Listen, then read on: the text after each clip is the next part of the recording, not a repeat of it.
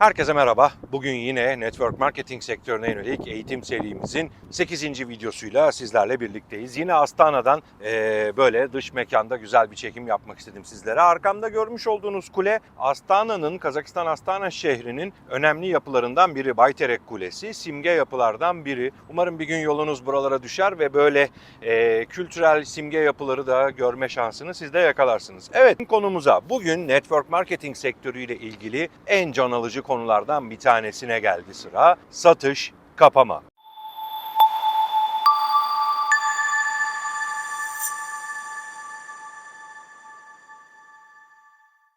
Evet, bütün yaptığımız çalışma aslına bakarsanız işte sunumlar, onlar, bunlar, sorulara hazırlanma, her şey bu son noktaya kadar olan hazırlık çalışmalarıydı. Evet değerli dostlar, satış kapama dediğimiz zaman satış kapamanın birçok farklı yöntemi var. Hizmet satıyorsanız farklı, ürün satıyorsanız farklı ama network marketing sektöründe de biraz daha farklı. Fakat genel geçer bütün satış tekniklerini uygulayabileceğiniz aslında önemli alanlardan biri de network marketing sektörü. Şöyle düşünün, yaklaşık 1-1,5 saatlik bir toplantı yapıyorsunuz ve bütün konuşmalarınız aslında bu sonunda olan 5 dakikalık ya da bilemedin 6 dakikalık olan süreye hazırlık çalışmaları. Peki bu 5-6 dakika içinde ne oluyor? Bu 5-6 dakika içinde teklifi sunuyoruz ve kişinin artık karar vermesini istiyoruz. Olumlu ya da olumsuz bir şekilde bir karar verecek. O yüzden de o kararı vermesine aslına bakarsanız yardımcı oluyoruz. Hani diyorlar ya işte ikna etmeye çalışmıyoruz. Evet, gerçekten biz ikna etmeye çalışmıyoruz. Network marketing sektöründe, hatta genel olarak satıcıların hiçbiri ikna etmeye çalışmıyor. Sadece o görüşme içinde eğer doğru adımları attıysanız kişi sunduğunuz hizmet, ürün ya da vizyonla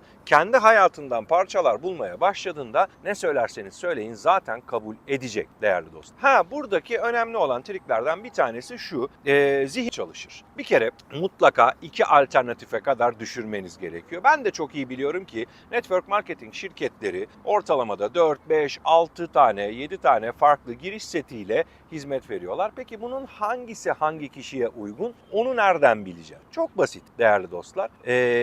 Kişinin sosyoekonomik durumunu, birçok farklı şeyini, her şeyini gözlemlemeniz gerekiyor. Cross sorular dediğimiz çapraz sorularla kişiyi açmanız gerekiyor. Mesela o 1-1,5 saatin içerisinde sohbet ediyorsunuz ya, kişinin çocukları varsa çocuğunun hangi okula gittiğinden gelirine ulaşabiliyorsunuz. İşte özel okulların vesairelerin ya da devlet okullarının ortalamada bir çocuğun maliyetini bildiğiniz zaman haneye giren geliri yaklaşık olarak düşünebiliyorsunuz. Böylelikle de önermelerinizi kişinin gelir durumunun ne çok üstünde ne çok altında konumlayabilir hale geliyorsunuz. Bu da size avantaj sağlıyor. O yüzden kişinin hayatıyla ilgili olabildiğince bilgi toplamaya çalışın, alternatiflerinizi 2'ye indirmeden önce. Şöyle düşünün, neden 2'ye indirmeye çalışıyoruz? Çünkü zihin dual çalışır. Karar mekanizması alternatif hiç alternatiftir der. Mesela bir restorana gittiğinizde Meydan Larus gibi bir menü geldiğinde hiç kafanızın karıştığı oluyor mu? Eminim oluyor. Eminim oluyor. Ve ne yiyeceğinizi karıştırıyorsunuz. En son dönüp garsona şu soruyu sorduğunuzu da çok iyi biliyorum değerli dostlar. Ne yiyeyim? Ve oradan size gelen cevap genelde şu oluyor: ne yemek istiyorsunuz? Et mi, tavuk mesela? Hemen 2 alternatife indir. Ya da işte sulu yemek mi, ızgara mı gibi. O yüzden biz de görüşmelerimizde 2 alternatife indirmek noktasında çabamızı sarf etmeli ve en son noktaya geldiğimizde giriş setlerinden ikisi sadece masanın üstünde kalmalı. O ana kadar konuştuğunuz her şey artık masanın herhangi bir yerinde olabilir ama kişinin görüş alanında olmamalı değerli dostlar. Neden? Çünkü biraz önce konuştuğunuz konulara artık satış kapamaya geldiğimizde de geri dönmemeli. Ve 2 alternatife indirdiniz. Ne yapacaksınız? Alternatifleri düz bir beyaz kağıt alın ve ikisini yan yana yazın. İşte bunun böyle bu giriş setinde bunlar var, bu giriş setinde bunlar var diye konumladınız ve kişiye artık o can alıcı soruyu sorabilirsiniz. Biliyorum bazılarınız para konuşmakta utanıyor. Neden bilmiyorum ama işte para konuşmak ayıptır, para konuşulmaz falan. Eski çağlarda daha da bu zorluydu.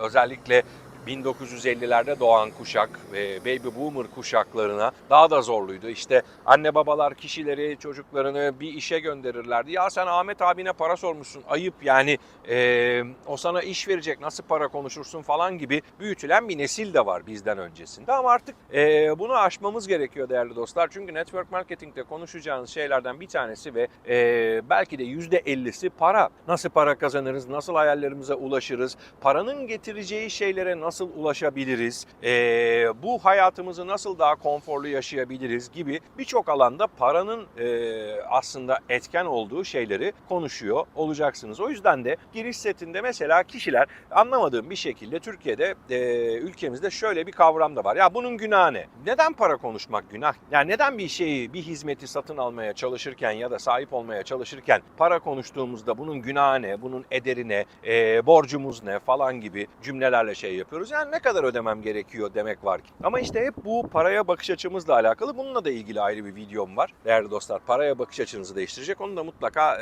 izlemenizi tavsiye ederim. Fakat buradaki en önemli şey iki alternatife indirdik. A alternatifi, B alternatifi. Belki biri minimum paket, birisi maksimum paket. Önemli değil. Ya da işte iki tane minimum arasındasınız kişiye göre, karşınızdaki kişiye göre. Ve kişi dedi ki işte A paketiyle ilgileniyorum. Çok güzel. O zaman B paketini de masadan kaldırın. Göremeyeceği bir yere. Çünkü artık orayı da aştınız. Ve dedi ki bunun ederi ne kadar? Dediniz ki işte 1000 lira.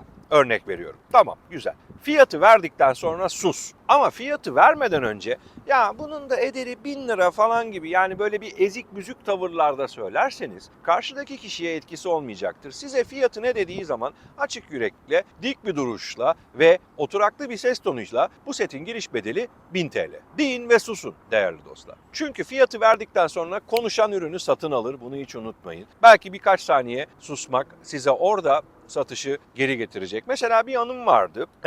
Bir hanımefendiyle bir görüşme yapıyorduk bir günün ve onun müşterileri var. Konuşuyoruz falan. Kişi işte birkaç tane giriş yapmayı planlıyor. Kendisi, karısı vesairesi adına ve hani en yüksek setle ilgileniyor ve kişinin parası da var. Yani geldiği arabadan tutun üstündeki kıyafetine kadar. Zaten hani böyle bir gelir seviyesinde olan birine böyle bir vizyondan bahsetmek de sizi başarıya götürmeyeceği için denkleştirmeye çalıştık ve belirli noktalarda mutabık kaldık. İş para konusuna geldi. Toplam yatırım bedelini ben söyledim. O gün ben de görüşmeye katılmıştım ve ben sustum. Yanımdan misafirleri olan kişi, yani onları davet eden kişi şunu dedi. Biraz pahalı ama. O ana kadar verilen bütün emek bu cümleyle gitti değerli dostlar. Neden bekleyin diyoruz? Bekleyin çünkü pahalı mı diyecek, ucuzmuş mu diyecek, hadi hemen ödeyeyim mi diyecek. Yani karşıdan gelen bir etki olmadan neden siz yorum yapıyorsunuz ki? Ve o gün o görüşme şu hale geldi. Evet ya aslında biraz pahalı dedi. Ve daha düşük setlerle giriş yapmayı tercih etti. Ya gene kaçırmadı ama çok daha farklı bir vizyonda ilerleyebilecekken bir anda bir cümleyle işin yönü değişti. O yüzden kendi duygu durumlarınızdan sıyrılıp fiyatı verdiğiniz zaman mutlaka susun. Karşı taraf ne diyecek? Önce bir ona odak. Pahalı mı diyecek? Ne bileyim bu kadar etmez mi diyecek? Ya da çok güzelmiş mi diyecek? Ve onları duymadan devam etmemeniz gerek. Ve bunu aldıktan sonrasında da işte zihin dual çalışır, yine devam ediyor. Örnek veriyorum. Dedi ki evet ben buna giriş yapmayı düşünüyorum şu anda. Tamam, çok güzel. Neyle ödeme yaparsınız? Kartla mı ya da işte nakit gibi. Hemen ikiye düşürme. Ya da dedi ki işte biraz pahalı buldum. Bu da itiraz karşılama videomda detaylıca incelediğim konulardan bir tanesi. Bu videonun içinde itirazlara detaylıca girmeyeceğim ama o videoyla bağdaştırırsanız itirazların karşılanacağını da çok güzel bir şekilde deneyimlemiş olacaksınız. Size çok güzel örneklerle anlattım orada. Ve itirazları da aşıp yine o itirazı aşıp iki seçeneğe gelmeniz gerekiyor. Her zaman iki seçeneğe gelmeniz gerekiyor ve bu süreyi çok uzun tutmamanız gerekiyor. Yani ortalama 5-6 dakika içinde elinizi uzatıp aramıza hoş geldin diyebilmeniz gerekiyor değerli dostlar. Burada işte biraz hızlı olmanız gerekiyor. Çünkü network marketing işte tam da bu anda hızı sever. Hızlanmanız gerekiyor. Dil kalıplarınızı güçlü kullanmanız gerekiyor. Duruşunuzu güçlendirmeniz gerekiyor. Çünkü artık en ciddi konuyu konuşuyorsun. Ürünü konuştunuz, vizyonu konuştunuz, marketing planı konuştunuz, her şeyi konuştunuz. Şimdi artık kişi para verip vermemeye karar veriyor. Yani sizinle birlikte çalışıp çalışmamaya ya da sizin ürününüze sahip olup olmamaya bir karar veriyor. Ve en güzel müşteri nedir biliyor musunuz değerli dostlar? Evet, herkes evet demeyecek, hepimiz biliyoruz.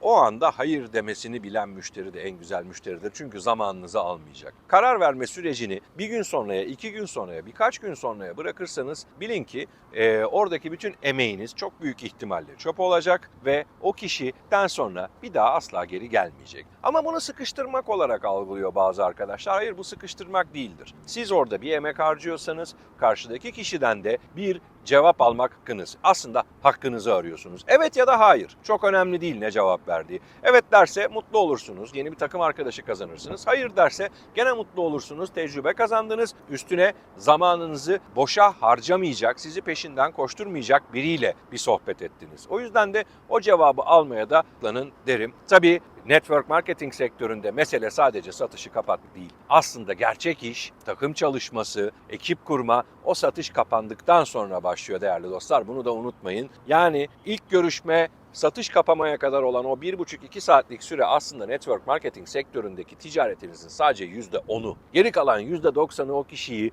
motive etme, o kişiyi eğitme, o kişiyi geliştirme, o kişiyi kendi ayakları üstünde durabilir seviyeye getirme değerli dostlar. Evet, bu videomda da satış kapatmanın bazı küçük detaylarından bahsetmeye çalıştım sizlere ve satışlarınızın daha güçlü olması noktasında kullanabileceğiniz çok basit aslında teknikleri sizlerle paylaştım. Bir diğer videoda görüşmek üzere.